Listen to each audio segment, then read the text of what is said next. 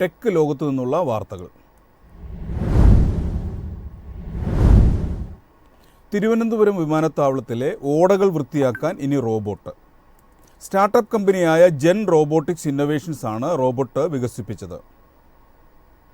വിമാനത്താവളത്തിലെ സാഹചര്യങ്ങൾക്കനുസൃതമായി വികസിപ്പിച്ചെടുത്തതാണ് വിൽബോർ എന്ന robotic machine. Chief airport officer Rahul Bhatkoti robot commission ചെയ്തു. 2022 അദാനി ഫൗണ്ടേഷൻ ഫെലോഷിപ്പ് നേടിയ സ്റ്റാർട്ടപ്പാണ് ജെൻ റോബോട്ടിക്സ്. ഇന്ത്യയിലെ എയർപോർട്ടുകളിൽ ഇതാദ്യമായാണ് ഓട ശുചീകരണത്തിനായി റോബോട്ടിക് മെഷീൻ ഉപയോഗിക്കുന്നത്.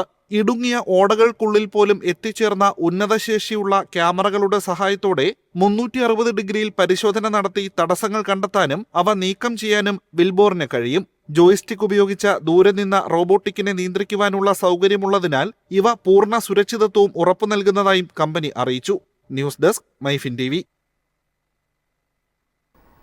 കേരളത്തിലെ ആദ്യ AI അന്താരാഷ്ട്ര കോൺക്ലേവിൻ്റെ 2ാം എഡിഷന് ഈ മാസം 8-ന് തിരുവനന്തപുരത്ത് തുടക്കമാകും. 3 ദിവസം നീണ്ടു നിൽക്കുന്ന കോൺക്ലേവിൽ നിർമ്മിത ബുദ്ധി ഉന്നത വിദ്യാഭ്യാസ രംഗത്ത് തുറന്നിടുന്ന ഭാവി സാധ്യതകൾ എന്ന വിഷയം ചർച്ച ചെയ്യുമെന്ന് വിദ്യാഭ്യാസ മന്ത്രി ഡോക്ടർ ആർ ബിന്ദു പറഞ്ഞു. കനകക്കുന്ന് കൊട്ടാരത്തിലും അനുബന്ധ വേദികളിലുമായാണ് കോൺക്ലേവ് നടക്കുക. ഉന്നത വിദ്യാഭ്യാസ വകുപ്പിന്റെ നേതൃത്വത്തിൽ IHRD ആണ് അന്താരാഷ്ട്ര കോൺക്ലേവ് സംഘടിപ്പിക്കുന്നതെന്ന് മന്ത്രി ഡോക്ടർ ആർ ബിന്ദു പറഞ്ഞു. നിർമ്മിത ബുദ്ധിയും ഉന്നത വിദ്യാഭ്യാസ ഭാവിയും എന്ന വിഷയം ആഴത്തിൽ ചർച്ച ചെയ്യുന്ന കോൺക്ലേവിൽ ദേശീയ അന്തർദേശീയ തലങ്ങളിൽ പ്രവർത്തിക്കുന്ന സാങ്കേതിക വിദഗ്ധരും സർക്കാരിലെയും സ്വകാര്യ മേഖലകളിലെയും ഉന്നത ഉദ്യോഗസ്ഥരും ഒത്തുചേരും. സമ്മേളനത്തിന് വേണ്ട തയ്യാറെടുപ്പുകളെല്ലാം പൂർത്തിയായതായും മന്ത്രി അറിയിച്ചു. നിർമ്മിത ബുദ്ധിയുടെ ശക്തിയും വിവിധ മേഖലകളിൽ എങ്ങനെ പ്രയോജനപ്പെടുത്താമെന്നതും ഇതുമായി ബന്ധപ്പെട്ട് രൂപപ്പെടാവുന്ന നിർണായക പ്രശ്നങ്ങൾ എങ്ങനെ പരിഹരിക്കാമെന്നും കോൺക്ലേവ് ചർച്ച ചെയ്യും.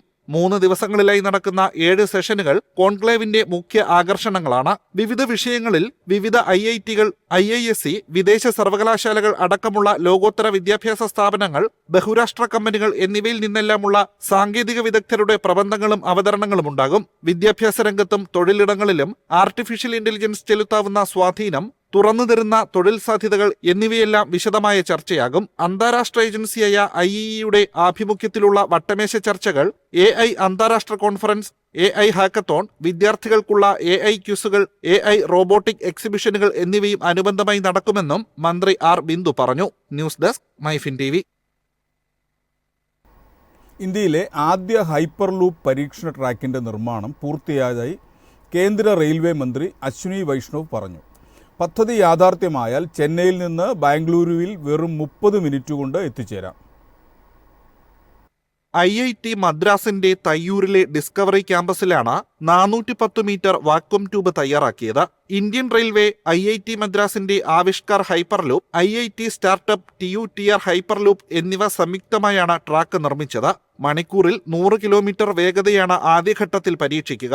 ഭാവിയിൽ ദൈർഘ്യമേറിയ ട്രാക്കിൽ മണിക്കൂറിൽ 600 കിലോമീറ്റർ വേഗതയുള്ള ഹൈപ്പർലൂപ്പ് പരീക്ഷിക്കും.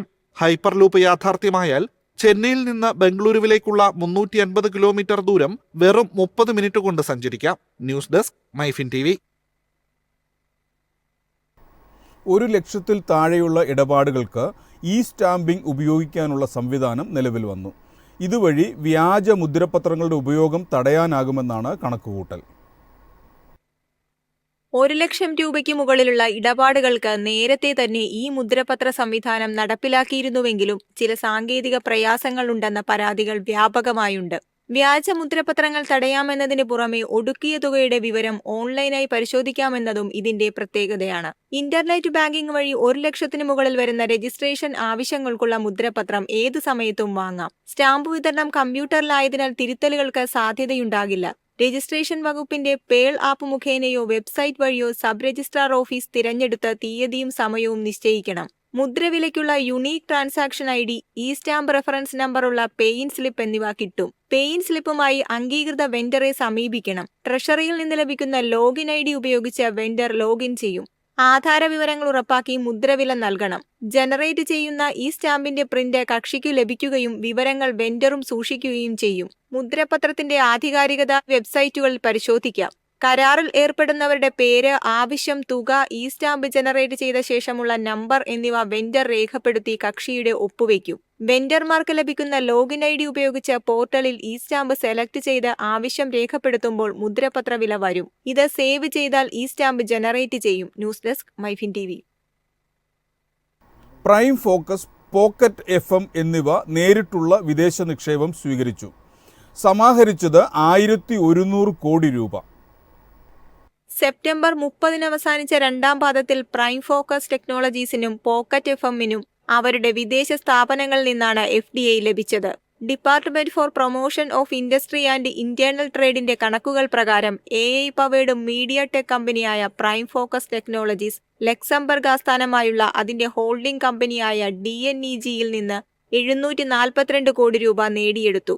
ഓഡിയോ എന്റർടൈൻമെന്റ് പ്ലാറ്റ്ഫോമായ പോക്കറ്റ് FMന് US ആസ്ഥാനമായുള്ള പോക്കറ്റ് FM കോർപ്പറേഷനിൽ നിന്ന് 387 കോടി രൂപ FDI ലഭിച്ചു. കമ്പനിയുടെ വിപുലീകരണത്തിനായി അടുത്ത വർഷം ആദ്യം ഫണ്ട് സമാഹരിക്കുന്നത് പരിഗണിക്കുമെന്ന് pocket FM chief financial officer Anurag Sharma പറഞ്ഞു. News desk MyFin TV.